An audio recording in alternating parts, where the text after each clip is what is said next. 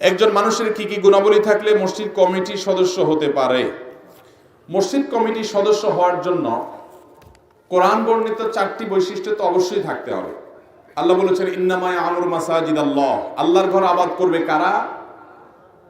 এক, মান আমানা বিল্লাহি ওয়াল ইয়াউমিল, যে আল্লাহ এবং পরকালকে বিশ্বাস করে, ঈমান আছে যার। এক, ওয়া আকামাস সালাহ, নামাজ পড়ে। দুই, ওয়া আতাজ যাকাহ, পয়সাওয়ালা হলে যাকাত দেয়। তিন, ওয়া লাম ইয়াখশা ইল্লাল্লাহ, আল্লাহ ছাড়া আর কাউকে পরোয়া। এই 4টা গুণ যদি কারো থাকে, সে মসজিদের কমিটির সদস্য হবে, মসজিদ আবাদ করবে। ভালো করে শুনে রাখেন।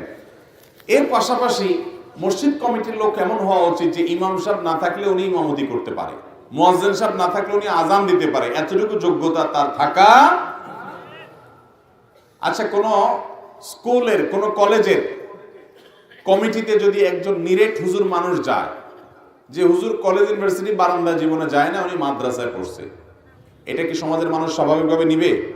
উনি হুজুর মানুষ, এখানে উনি কি বুঝবে?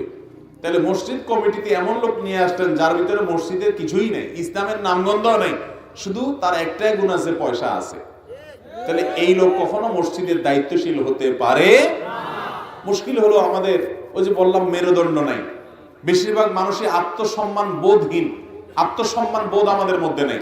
আমি প্রায় বলার চেষ্টা করি, যারা মক্কাতে গেছেন দেখছেন, ভিডিওতে বা টেলিভিশনে আপনারা প্রায় সবাই দেখেছেন, কালো গিলাপে মোড়ানো বাইতুল্লাহ, কাবা, আল্লাহর ঘরে মসজিদ, এটা ইব্রাহিম আলাইহিস সালাম এটাকে যে ফাউন্ডেশন দিয়ে বানাইছেন সেটা অনেক বড় ছিল। নবী সাল্লাল্লাহু আলাইহি সাল্লামের দাদা আব্দুল মুত্তালিবের সময়, তার নেতৃত্বে, কুরাইশের নেতৃত্বে এই মসজিদ যখন ভেঙে পড়ে, অনেক পুরান হয়ে গেছে, পুনরায় নির্মাণ করার পরিকল্পনা হয়েছে আগের ভিত্তির উপরে। সেটা করতে গিয়ে ওনারা, মক্কার মানুষেরা, তারা পর্যন্ত যারা তাওহীদ বুঝতো না, সেই মানুষগুলো পর্যন্ত বলছিল যে আমরা হালাল টাকা ছাড়া কোনো হারাম টাকা আল্লাহর ঘর বানাইতে আমরা নেব না। আর হালাল টাকা সব সমাজে কম থাকে, এই জন্য দেখবেন কাবা শরীফের এক পাশে হাতিমে কাবা বুক পরিমাণ একটা ওয়াল রাউন্ড দিয়ে ঘেরাও দেওয়া আছে, উঁচু করা।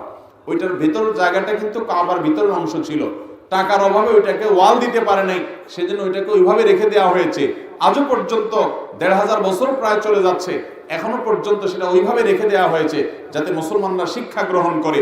মসজিদ, মাদ্রাসা, ওয়াজ মাহফিল হারাম টাকা দিয়ে করার চাইতে ওইটা অনুন্নত, ভাঙাচোরা থাকা অনেক ভালো। কিন্তু কে শুনে কার কথা? পয়সা পাইলে হুজুর বলে নারায়ে তাকবীর, বলেন সুবহানাল্লাহ, পাবলিকও বলে। চোরের টাকা না ডাকাতের টাকা, সেটা দেখা দেখি। এরকম মেরুদণ্ডওয়ালা আলেম খুব কম আছে সমাজে, যে হারাম টাকা নিয়ে আসলে, জানে হারাম টাকা, বিনয়ের সাথে বলে ভাই আল্লাহ আপনার প্রতি রহম করুন, আমরা হালাল টাকা ছাড়া গ্রহণ করি না, না খায় থাকবো, মাদ্রাসায় মসজিদ অনুন্নত থাকবে, তারপর হারাম টাকা নেব না। এরকম মেরুদণ্ডওয়ালা মানুষের পরিমাণ খুবই। আমরা নিজেরাও যে হতে পেরেছি তা না, আল্লাহ আমাদেরকে হেদায়েত দান করুন। আমরা সুন্নাহ ফাউন্ডেশন থেকে আমাদের লাইফ মেম্বার এবং বিভিন্ন রকমের সদস্য হওয়ার যে সুযোগ আছে, সেখানে আমরা ফরমে লিখে দিই, নিয়মাবলীতে লিখে দিই, অবশ্যই হালাল টাকা থেকে দিতে হবে। এরপরে যদি আপনি হারাম টাকা আমাকে না জানিয়ে দেন, আপনি আল্লাহর কাছে দায়ী থাকবেন। আল্লাহ তাআলা আমাদের সবাইকে, মসজিদ কমিটির সদস্য ভাইদেরকে আল্লাহ তাআলা হেদায়েত দান করুন। তাদেরকে আপন করে নিতে হবে, দূরে ঠেলা নয়। তাদেরও বোঝা উচিত যে তারা আল্লাহর ঘরের খেদমতের দায়িত্ব পেয়েছেন, বিধায় আল্লাহর ঘরের খেদমত করার উপযোগী তাদেরকে হতে হবে।